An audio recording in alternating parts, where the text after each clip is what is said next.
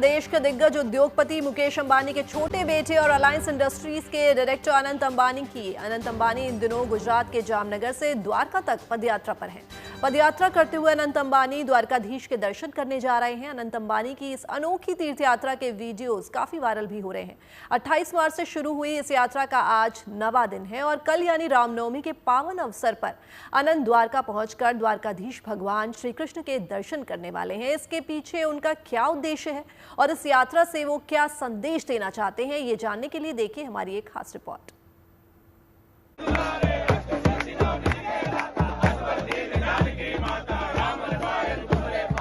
ढोल, नगाड़े, झांझ, मंजीरे के साथ हनुमान चालीसा का पाठ, हाथी घोड़ा पालकी, जय कन्हैया लाल की जयकार।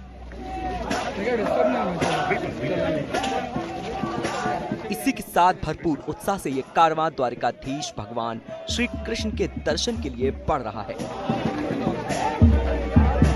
गुजरात के जामनगर से भगवान कृष्ण की नगरी द्वारिका तक पदयात्रा पर निकले हैं रिलायंस इंडस्ट्रीज के डायरेक्टर और उद्योगपति मुकेश अंबानी के छोटे बेटे अनंत अंबानी।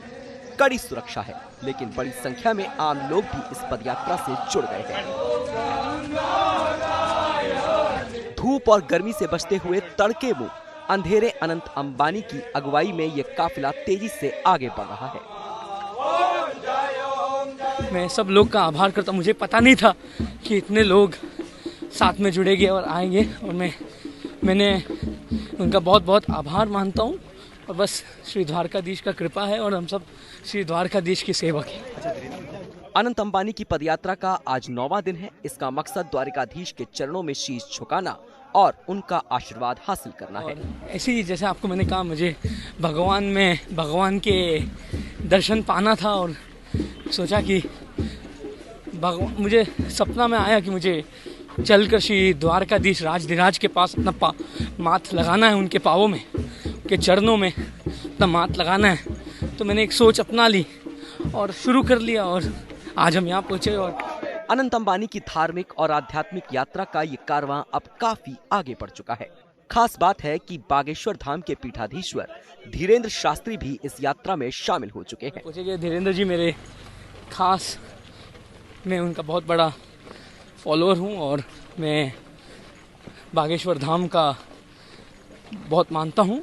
और धीरेन्द्र जी जो लोगों के लिए कर रहे हैं और हिंदू धर्म के लिए कर रहे हैं, बहुत बड़ी बात है। अनंत अंबानी रोज सुबह 4 बजे से पदयात्रा शुरू करते हैं, जो सुबह 7 बजे तक जारी रहती है। इसके बाद यात्रा जहां पहुंचती है, वहीं से अगले दिन सुबह 4 बजे दोबारा अनंत आगे बढ़ना शुरू कर देते हैं। भगवान के प्रति अपनी अटूट श्रद्धा और आस्था के कारण अनंत इस यात्रा पर निकले हैं। बट ये हम सब तो भगवान के ही खिलौना है और भगवान नहीं हमें, हम सब भगवान के सेवक हैं। आप, मैं, हम सब भगवान के ही सेवक है और जो भी है भगवान का ही है, जो भी हमारा है वो भगवान का ही है। तो उसी भगवान के सेवा में मैंने सोचा कि हमारे घर है जामनगर में, तो वहाँ से हम चलकर द्वारकाधीश की तरफ जाए। और ये भगवान का ही शक्ति है और भगवान का ही दिया हुआ सब कुछ है।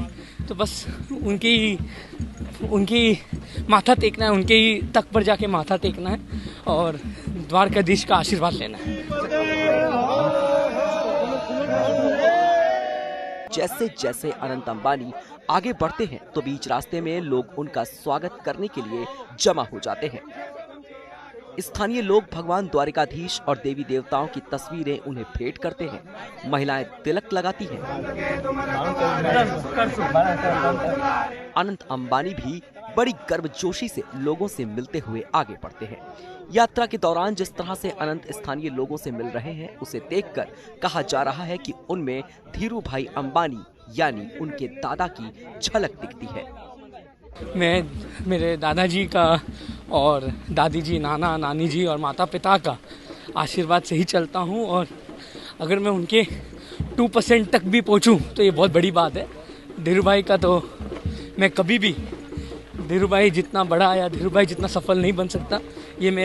मैं कोशिश करूँगा कि हमेशा मैं उनको खुश करूँ और उनके राय पर चलूँ और मैं मेहनत करूँगा उनके सपने को पूरा करने और पिताजी और माताजी के सपने को पूरा करने। आप बधु बचा भी ले, आप बधु ले ले जी, बता पाल। इस तीर्थ यात्रा में अनंत जीव दया और पशु पक्षियों के प्रति अपने प्रेम का भी इजहार कर रहे हैं। यात्रा के 5वें दिन उन्होंने एक गाड़ी पर लदी ढेर सारी मुर्गियों की जान बचाई, जिन्हें बिक्री के लिए ले जाया जा रहा था। चल आगे। इसके अलावा कहीं भी रास्ते में गाय दिखती है तो वे उन्हें केले और फल भी खिलाते हैं और लोगों को ईश्वर के प्रति प्रेम का संदेश भी देते हैं।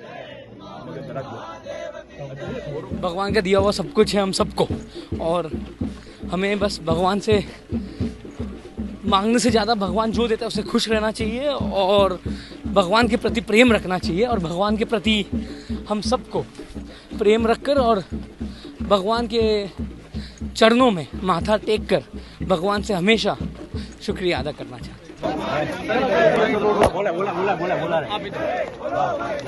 अनंत अंबानी की ये पदयात्रा 6 अप्रैल यानी रामनवमी के दिन द्वारकाधीश मंदिर में संपन्न होने की संभावना है। इसके बाद 10 अप्रैल को अनंत अंबानी का जन्मदिन भी है। माना जा रहा है कि अनंत अंबानी अपना जन्मदिन द्वारिका में ही मनाएंगे।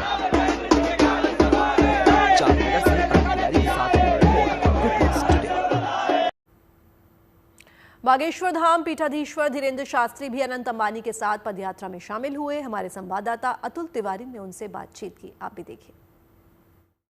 और हमारे साथ मौजूद हैं बागेश्वर धाम के धीरेन्द्र शास्त्री जी महाराज। शास्त्री जी किस तरह से आप इस पूरी यात्रा को देख रहे हैं, क्योंकि अनंत अंबानी किसी पहचान के मोहताज नहीं है, अपने आप में एक जानी मानी शख्सियत हैं। कई सारे शारीरिक समस्याएं उनको रही हैं, हम उसके बारे में सुनते रहते हैं, लेकिन किस तरह से ये शक्ति मिलती है कि एक 29 साल की उम्र में द्वारकाधीश के आशीर्वाद पाने के लिए ब्रह्म मुहूर्त में पदयात्रा पे निकले हैं।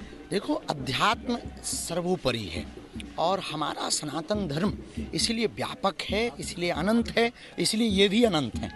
हमारा सनातन धर्म भी अनंत है और हमारे भैया भी अनंत हैं।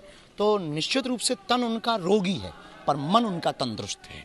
मन की तंदुरुस्ती के कारण और सनातन के प्रति समर्पण, इनका प्रत्येक कार्य सनातन धर्म से प्रारंभ होता। हम जब रात को आए तो हवन हो रहा था, भगवती आद्य शक्ति का अनुष्ठान चल रहा था। कोई भी कार्य बिना सनातन के ये पूर्ण नहीं करते और सबको लेकर चलते हैं। तो ये जो भाव है, यही भाव इनको ऊर्जा दे रहा, यही चेतना दे रहा, यही अंतरंग प्रेरणा दे रहा, और ये भगवान के भरोसे चढ़ते हैं। इसीलिए तो ये बड़े हैं, क्योंकि इनके साथ द्वारकाधीश खड़े हैं। तो निश्चित रूप से हम आज द्वारकाधीश भगवान की यात्रा के लिए उनकी इस यात्रा में सम्मिलित भए, हम बहुत प्रसन्न हैं, मन हमारा आह्लादित है। अच्छा, कौन सी वो बात रही जो आपको भी उन तक खींच लाई और द्वारकाधीश के द्वार तक ले आई? क्योंकि अभी हम लगभग यहाँ से 30 किलोमीटर की दूरी पर है द्वारकाधीश मंदिर से, लेकिन वो कौन सी चीज़ रही जिसको आपको भी जिसने आकर्षित किया और अनंत जी तक और इस पद यात्रा में खींच लाई? हमारा उनका बहुत ममत्व है और बहुत ही प्रेम भाव लुटाते हैं, उसके प्रति हम बहुत उनके लिए अभिभूत रहते हैं। तो जैसे ही हमें पता लगा कि वो पदयात्रा में वार्तालाप हुई तो हमको रहा नहीं गया। मुंबई की यात्रा जानी थी। वो बात ये थी कि इतनी विषम परिस्थितियों में भी अपनी भक्ति, अपनी आस्था और श्रद्धा को, कभी वार्तालाप होती थी कि ऐसा भी होना चाहिए सनातन के प्रति, तो वो जब उन्होंने ये संकल्प लिया कि विषम परिस्थितियों में भी अपने आप अपनी भक्ति को उन्होंने डिगने नहीं दिया, इस भाव ने हमको जो है प्रेरित किया कि अब हमको भी कदम से कदम मिला के चलना चाहिए। अच्छा, बाकी लोगों को क्या संदेश देंगे, खास करके उन युवाओं को, क्योंकि हम देखते हैं बहुत सारे जो युवा हैं वो ड्रग्स और उस तरफ आगे बढ़ गए हैं, लेकिन एक तरफ अनंत अंबानी है जिनके पास कमी कोई नहीं है, लेकिन फिर भी द्वारकाधीश के दर्शन के लिए पदयात्रा ब्रह्म मुहूर्त में सुबह निकल पड़ते हैं, 4 घंटे वॉक करके चल रहे हैं। युवाओं को संदेश क्या देंगे? सफलता पाने के 3 सूत्र बहुत बेहतर हैं: नशा, अत्यधिक नींद और पराई नारी। इन 3 से आप दूर रहो तो सफलता आपके कदम चूमेगी, आप सफलता के द्वार पर पहुंचेंगे। पुरुषार्थ से ही प्रसाद मिलेगा। आप जब तक पुरुषार्थ नहीं करेंगे तब तक प्रसाद नहीं मिलेगा। तो श्री अनंत अंबानी जी की इस पद यात्रा से देश के युवाओं को ये तो समझ लेना चाहिए कि कितने भी बड़े कद पद पर पहुंच जाएं, कितना भी आपका औरा हो जाए, पर अपनी जमीन से, अपनी संस्कारों से, अपनी संस्कृति से, अपनी सनातनी परंपरा से जुड़े रहना चाहिए। जुड़े रहेंगे तो आप टूटेंगे नहीं, आप बिखरेंगे नहीं, अपितु आप निखरेंगे।